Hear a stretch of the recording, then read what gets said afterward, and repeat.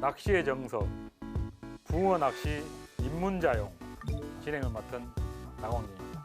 안녕하십니까. 자, 오늘은 벌써 세 번째 시간이 됐습니다. 세 번째 시간.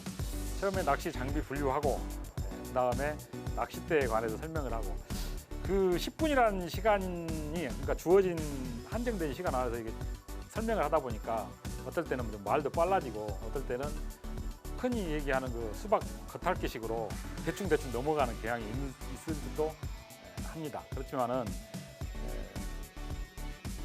진행 15편 다 하고 나면은 이 방송을 끝까지 시청하신 분들은 나중에는 어느 정도 내가 여기서 배운 게 있구나 하는 생각이 드실 수도 있습니다. 오늘은 세 번째 시간 원줄과 목줄에 관해서 설명을 드리도록 하겠습니다.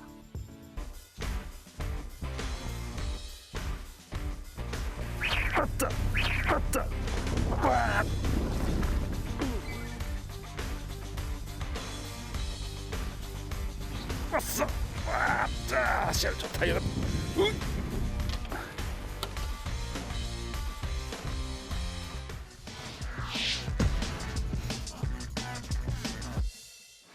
원줄과 목줄의 사이에는 이제 봉돌이 있습니다. 그리고 찌도 있습니다. 그렇지만은 보통 일반적으로 구분을 해서 또 설명을 드릴 때 원줄과 목줄의 상관관계가 좀 밀접하기 때문에 중간에 있는 봉돌과 찌를 뒤로 밀어놓고 원줄과 목줄을 연결을 해서 이렇게 설명을 드리려고 합니다.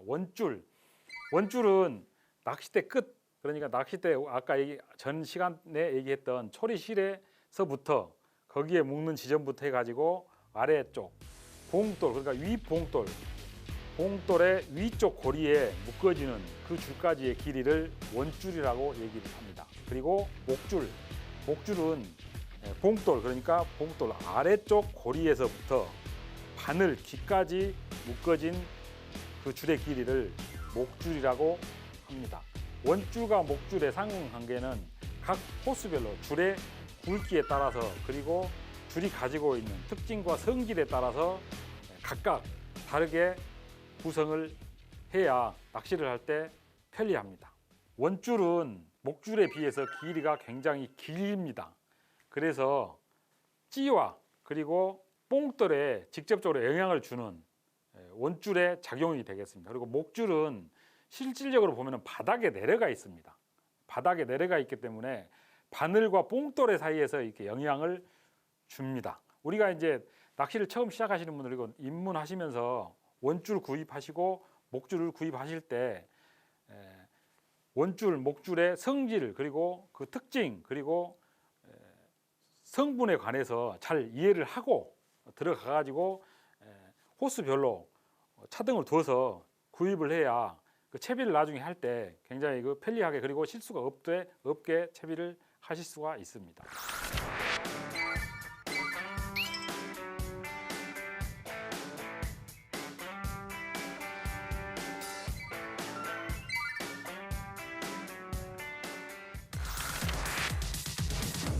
낚시줄이 이제 그 원줄이 있고 목줄이 있지만은 또 성분에 따라서 분류를 하게 되면은 카본사라는 재질의 낚시줄이 있고, 나일론이라는 소재의 낚시줄이 있습니다. 그리고 합사라는 소재의 낚시줄이 있는데, 세 가지가 모두 관계를 가지고 서로 작용을 하면서 채비를 해야 되기 때문에 구입을 반드시 해야 되는 이 기본 그 장비 중에 하나입니다.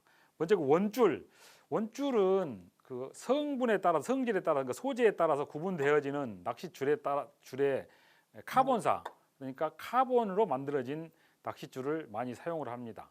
카본은 비중이 약 1.74, 그러니까 바닷물 비중을 1로 봤을 때 이제 그 비중을 1.74 정도. 나일론은 비중이 1.14. 실질적으로 보면은 이제 우리가 같은 길이에 같은 호수를 절단을 해가지고 물에 같은 부피 면적의 물에 넣어 보면은 내려가는 속도의 차이입니다. 예전에는 그랬습니다. 그 다대편성하고 큰 붕어들을 많이 노리고 하는 낚시를 할 때 낚시가 막 그 발달이 되고 발전이 되는 과정 중에 있을 때는 원줄을 거의 카본사를 많이 사용을 했었습니다. 근데 이제 요즘 와가지고 조금 더 예민한 낚시, 또 붕어의 개체수가 그만큼 줄어들기 때문에 한 수의 붕어를 만나기 위해서 접근 방식을 달리하다 보니까 요즘에는 원줄도 나일론사 비중이 좀 가벼운 걸로 사용하시는 분들이 계십니다.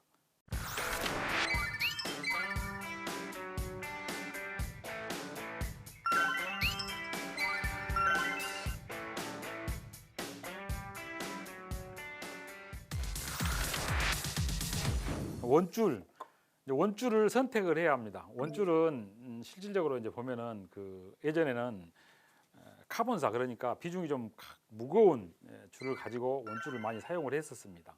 근데 요즘은 이제 좀 예민한 낚시, 붕어의 개체 수가 좀 줄어들다 보니까 한 수의 붕어라도 더 만나고 싶은 욕심에 여러 가지로 채비의 변화를 가지다 보니까 나일론사를, 그러니까 비중이 좀 가벼운 나일론사를 선택을 하셔서 사용하시는 분들이 계십니다.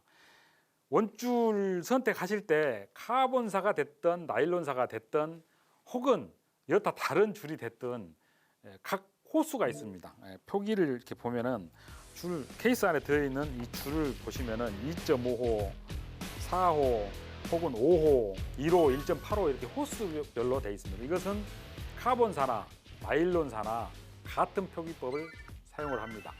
우리가 이제 일반적으로 그 원줄을 선택할 때는 조금 예민한 낚시를 하기 위해서, 그리고 평평한 수초가 없는 곳에서 할 때는 2.5, 2호, 1.75 뭐 좀 얇은 줄을 사용을 하셔도 되지만은 수초가 많은 곳, 그리고 여러 가지 좀 접근 방식이 달라지는 낚시에서는 호수가 좀 굵은, 그러니까 뭐 5호까지도 이렇게 사용하시는 분들이 계십니다. 우리 처음 이제 낚시를 시작하시는 분들은 중간 정도 3.5나 3호 정도 이렇게 구입을 하셔서 줄을 매시면은 실패가 없을 듯 합니다.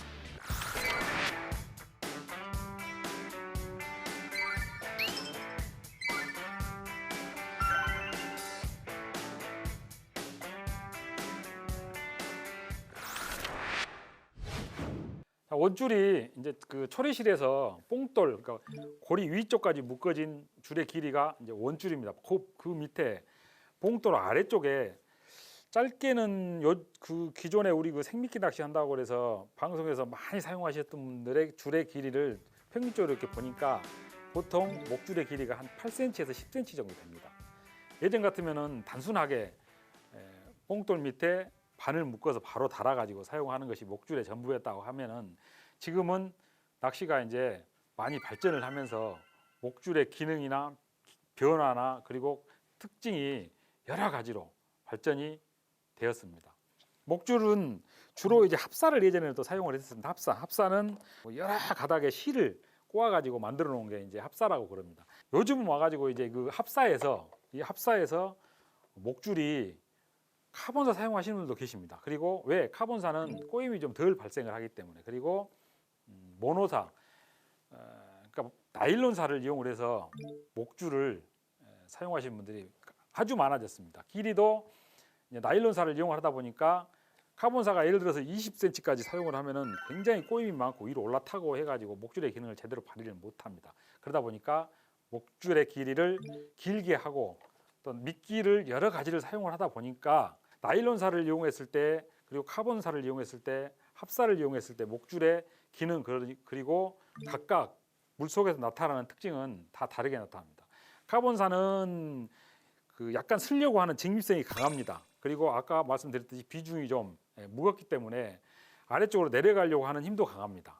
그러니까 꼿꼿하죠. 좀 뻣뻣한 맛이 있습니다. 입질을 했을 때 찌에 나타나는 반응의 속도가 굉장히 빠르게 나타날 수가 있습니다. 그리고 나일론사는 그 중간 정도, 그러니까 합사와 그 카본사의 중간 정도에서 목줄의 기능을 합니다.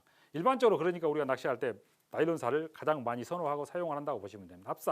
합사는 목줄을 좀 짧게 사용할 때, 그리고 미끼를 좀 무거운 걸 사용할 때, 꼬임을 방지하기 위해서, 그리고 바닥이 좀 지저분할 때, 이런 경우에도 사용하시는 분들이 많이 있습니다. 우리 이제 막 낚시를 시작하시는 분들이 원줄과 목줄의 선택, 원줄은 3호에서 3.5호 정도 선택을 하시고, 그리고 이제 목줄은 거기에 비해서 약 2호에서 2.5, 나일론사 기준입니다. 나일론사 기준에서 2.5호, 뭐 2호 정도로 해가지고 선택을 하시면은 처음 시작하시는 분들은 현장에 가가지고 큰 실수 없이 채비해서 낚시할 수 있습니다.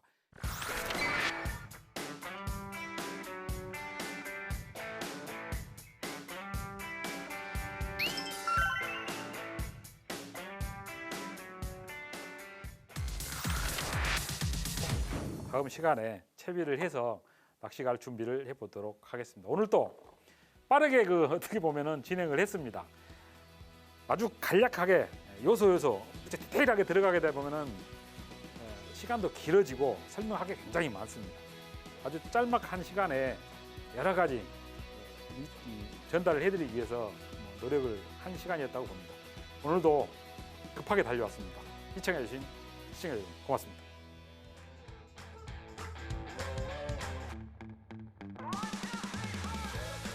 필수 장비, 없으면 안 되는 정말로 낚시할 때 꼭 필요한 장비 중에서 찌에 관해서 설명을 드리도록 하겠습니다. 몸통 부위가 파손이 됐습니다. 그러면 바로 이곳입니다.